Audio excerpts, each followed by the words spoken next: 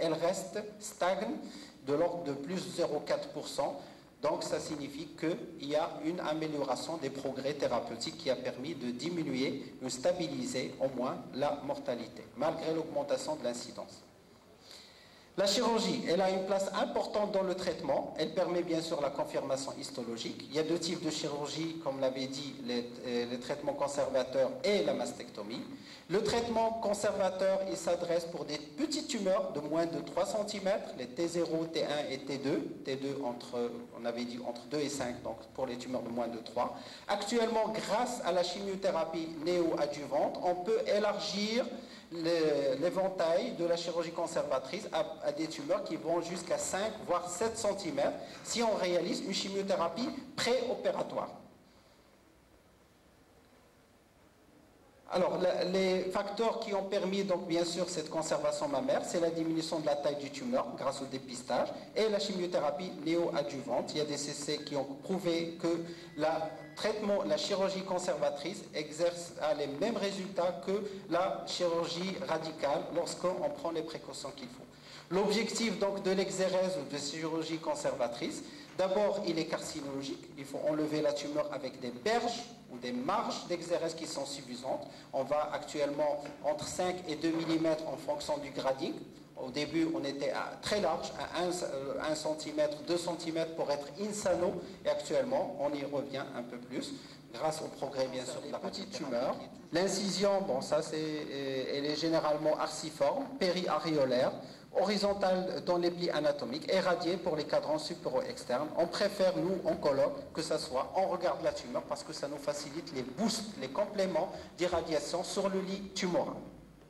Ici, on fait une incision au niveau de l'aréole, périaréolaire. On préfère que sur le lit, le chirurgien place un clip métallique, bien sûr, qui nous permet de visualiser le lit tumoral afin de mieux cibler ce complément d'irradiation. Donc, pour une toute petite tumeur de moins de 1 cm, parfois c'est très simple, exérèse carcinologique avec un simple capitonnage. Les autres tumeurs de plus de 1 cm, on peut aller parfois jusqu'à une dissection, jusqu'à la ponévrose pour réaliser un palpébule manuel, une résection géométrique ou segmentaire. Plan par plan. Maintenant, pour les grosses tumeurs, on peut s'aider grâce au progrès actuellement de la plastie du mammaire ou l'oncoplastie. Alors, c'est quoi la plastie? C'est le comblement par un lambeau musculo-cutané. L'oncoplastie, c'est le comblement de la perte de substance par des lambeaux glandulaires. On voit ici une plastie mammaire avec un lambeau musculaire donc, qui permet donc, de combler la perte de substance qui était très importante. Ici, donc, c'est une oncoplastie. On enlève la tumeur, donc on enlève toute la zone de la tumeur, puis on fait on réalise la carotte qui contient donc la tumeur. On fait une exérèse arciforme au niveau du mamelon et on peut par la suite réaliser donc un remodelage du sein qui permet d'avoir à la fin un résultat esthétique qui est très probant. La pammectomie, c'est pour les tumeurs qui sont centrales de la plaque aréolo-mamelonnaire. Donc, on peut réaliser des actions initiales.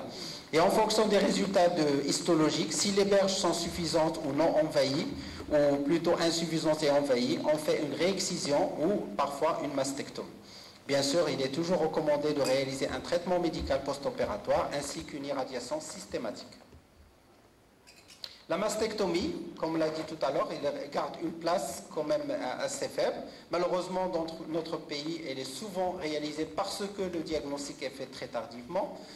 C'est une mastectomie radicale modifiée selon Pathé, ne concerne plus qu'environ 30%, ça c'est le résultat en France, pratiquée en cas de contre-indication en traitement conservateur, c'est-à-dire une multifocalité, une taille de la tumeur très importante, en particulier après chimio néoadjuvante, en cas d'impossibilité de la surveillance et le choix de la patiente. Lorsque la patiente refuse de faire un traitement conservateur et ne veut pas se plier à une surveillance rigoureuse, parce que le traitement conservateur nécessite bien sûr des mammographies tous les ans, dans ce cas, on peut céder à une mastectomie totale.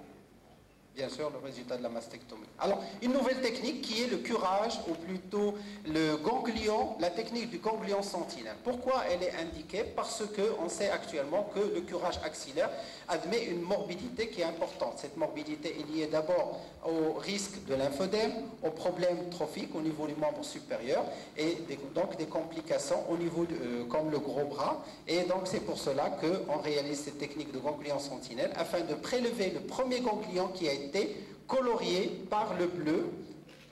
Bien sûr, on réalise avec l'injection du bleu qui est souvent en péri-aréolaire une injection d'un radioisotope et on a un scintigraphe mobile qui permet de détecter le premier ganglion qui a été coloré au bleu ou qui crache au scintigraphe et on l'enlève et on l'envoie à l'anapathe. 3 cas de figure, donc soit c'est négatif, donc c'est un ganglion sentinelle qui est négatif. Dans ce cas, on ne fait pas de curage. Soit c'est positif, on fait le curage de façon systématique. Alors, les dernières recommandations actuellement, lorsque le ganglion est positif, on peut discuter l'intérêt du curage. On sait que 30% des tumeurs de T1, T2, N0 présentent un ganglion sentinelle envahi. Et dans 50 à 60% de ces ganglions, c'est une macrométastase, c'est-à-dire un ganglion qui est franchement envahi. Dans ces cas-là, on fait le curage axillaire, bien que la morbidité est plus importante. Par contre, on peut rencontrer des 3 cas, soit des cellules cancéreuses, dans 13% des cas, seulement des cellules cancéreuses au niveau du ganglion, mais pas un ganglion envahi, un envahissement microscopique, donc 15 à 18%, ou un envahissement macroscopique, donc 40 à 50%. Alors, ces ganglions macroscopiquement envahis nécessitent un curage. Pour les deux autres, on peut se passer de curage, bien sûr, moyennant des facteurs prédictifs de présence de ganglions non sentinelles envahis, comme la taille tumorale. Plus la taille est plus élevée, donc plus le risque d'envahissement est important, la taille des métastases du ganglion sentinelle, la présence d'emboles, le ratio ganglion sentinelle prélevé sur ganglion sentinelle envahi. Il se peut qu'on enlève parfois 3 ou 4 ganglions qui sont bleus et dans lesquels on trouve 1 ou 2 ou parfois moins qui sont envahis. Et puis les autres facteurs comme le grading histologique, la surexpression d'HER2 et les récepteurs hormonaux. Je passe à l'autre technique de traitement locorégional qui est la radiothérapie, qui est bien sûr un traitement par les radiations ionisantes, soit aux photons ou aux électrons. Se fait toujours après traitement chirurgical. Plusieurs techniques, il y a la radiothérapie externe et la curithérapie. Alors l'intérêt de la radiothérapie, c'est qu'elle réduit le risque de rechute locale de pratiquement 70%, quel que soit le type de chirurgie, qu'il soit conservateur ou radical. Bien sûr, il est plus intéressant pour les techniques conservatrices. Elle réduit la mortalité également, il n'y a pas que le risque de récidive, de 9%. Et la radiothérapie augmente le risque de mortalité par autre cause de 18%. Ça, c'est pour les anciennes techniques de radiothérapie. Depuis 2005, les nouvelles techniques de radiothérapie ont montré qu'il y a une amélioration également de la survie globale.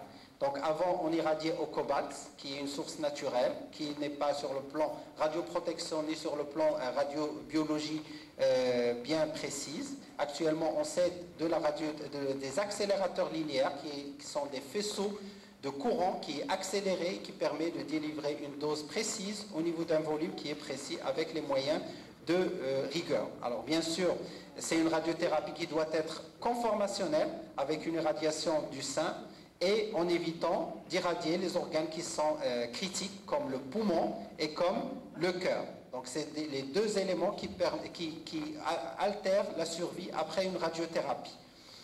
Le premier temps, bien sûr, de cette radiothérapie conformationnelle, c'est l'acquisition d'un scanner en position de traitement, puis par la suite, la mise en place sur la machine afin de délimiter les zones à irradier, et bien sûr, un contrôle qualité qui est rigoureux, avec des moyens de radioprotection, comme des bunkers qui sont radioprotégés, qui doivent être aux normes pour pouvoir éviter qu'il y ait une fuite d'irradiation. La deuxième technique, c'est la curithérapie interstitielle. C'est un complément de dose sur le lit tumoral. Ça permet donc de booster, de donner un peu plus de dose sur le lit tumoral afin d'éviter le récidive, parce qu'on sait que pratiquement 70% des récidives dans le cancer surviennent sur le lit tumoral, d'exérèse tumorale. Pour les carcinomes intracanalaires, on admet qu'il faut faire, lorsqu'il y a une chirurgie conservatrice, une irradiation de toute la glande à la dose de 50 Gray. Le boost, on le fait pas, ça dépend bien sûr de certains éléments. Alors les éléments pour lesquels on se base, l'essai LP, le B17, a montré qu'il y a une amélioration de taux de récidive locale après radiothérapie par rapport à une simple exérèse d'un carcinome intracanalaire. Donc le taux de récidive, il est de 31% à 10 ans par rapport à 15% lorsqu'on fait également une radiothérapie. Alors le score de Silverstein, c'est un score qui permet de savoir est-ce que la tumeur a plus de risque de récidiver ou pas. Alors il se base sur la taille tumorale, moins de 15 mm, elle est scorée 1, entre 16 et 42, et plus de 40, elle est scorée à 3. Les berges d'exérèse, moins de 10 mm, 1, 1 à 10 mm, c'est 2, et puis moins de 1 mm, c'est 3. Le grade et la nécrose, c'est-à-dire les tumeurs de haut grade, grade 1 et 2, N-, c'est 1, grade 1, 2, N+, et le haut grade sont classés 3. Et puis l'âge, bien sûr, plus l'âge est jeune, plus le risque de récidive est important. Donc les scores 4, 5, 6 peuvent bénéficier d'une excision chirurgicale seule, sans radiothérapie. Les scores 7, 8 et 9, excision plus radiothérapie. Et les hauts scores sont l'apanage d'une mastectomie, sans traitement conservateur. Mais dans tous les cas, la radiothérapie ne peut en aucun cas remplacer une chirurgie insuffisante. Donc si on a par exemple un score de 10-11, on ne peut pas dire que l'excision est seule à 5 est plus important à 10 ans. Et pour les N+, encore plus. De même qu'il y a un bénéfice pour la mortalité, pour la survie. Après mastectomie, est-ce qu'il y a intérêt à faire de la radiothérapie sur le lit? Oui, surtout lorsqu'il y a un envahissement ganglionnaire axillaire. Donc on voit que lorsque le taux de récidive, lorsqu'il y a 1 à 3 ganglions envahis, il est de 5% après avec radiothérapie, alors qu'il est de 28% lorsqu'on ne fait pas de radiothérapie. La survie également, il y a par exemple la chirurgie conservatrice, la radiothérapie, elle est systématique. Pour la mastectomie, après mastectomie, on tient compte de l'âge. Les âges jeunes, moins de 35%, est une indication à la radiothérapie. La taille tumorale, dès qu'elle dépasse 5 cm, le N, dès qu'il y a un envahissement au curage, le grade, pour les grades 3, il faut toujours faire de la radiothérapie. L'invasion vasculaire également et la multifocalité est un élément indiquant une radiothérapie adjuvante. Les traitements systémiques, on commence par la chimiothérapie. C'est le traitement, bien sûr, c'est le traitement par la cytostatique qui bloque la reproduction et la croissance des cellules tumorales. Elle peut être indiquée en néo ou adjuvant. Donc je ne vais pas rentrer dans les détails. Il y a plusieurs familles d'antimitotiques et plusieurs drogues qui sont associées. Sachez essentiellement qu'on n'utilise que de la polychimiothérapie, exceptionnellement de la monochimiothérapie. Elle s'adresse à des groupes de mauvais pronostic, des femmes jeunes, des tailles tumorales de plus de 2 cm. Chaque fois que la tumeur dépasse 2 cm, il y a une indication de la chimiothérapie. Les N+, lorsqu'il y a un envahissement ganglionnaire, le gradine SBR élevé, les tumeurs de haut grade, lorsque les récepteurs hormonaux sont négatifs, la mutation du gène, l'oncogène HER2, et lorsqu'il y a des emboles vasculaires invasifs, donc c'est des indications à la chimiothérapie. Elle se délivre souvent par le porte-à-4, c'est pour rappeler donc les voies d'administration qui peuvent éventuellement éliminer des facteurs de risque.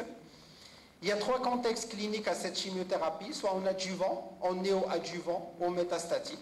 Plusieurs protocoles. En adjuvant, on a les protocoles FEC, Taxotere, bon CMF, il est complètement abandonné.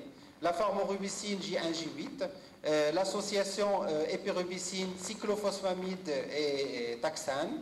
Et puis l'herceptine, qui est un traitement actuellement révolutionnaire, nous allons voir tout à l'heure. En néo-adjuvant, c'est toujours le FEC, le Taxotere, les taxanes également. Et en métastatique, on a une panoplie de traitements qui sont actuellement disponibles, qui permettent d'allonger la survie, d'améliorer la qualité de vie. Donc en adjuvant, le traitement, je rappelle un peu dans les années 70, on avait testé le CMF, le fameux CMF, qui a montré qu'il y a une amélioration de la survie par rapport à pas de chimiothérapie. Et puis par la suite, la polychimiothérapie a supplanté la monochimiothérapie. Avec les anthracyclines, était mieux que la chimiothérapie sans anthracycline pour les tumeurs N+. Et actuellement, il y a un intérêt d'ajouter les taxanes en adjuvant avec les anthracyclines pour pouvoir être plus efficace, en particulier pour les groupes de tumeurs N+.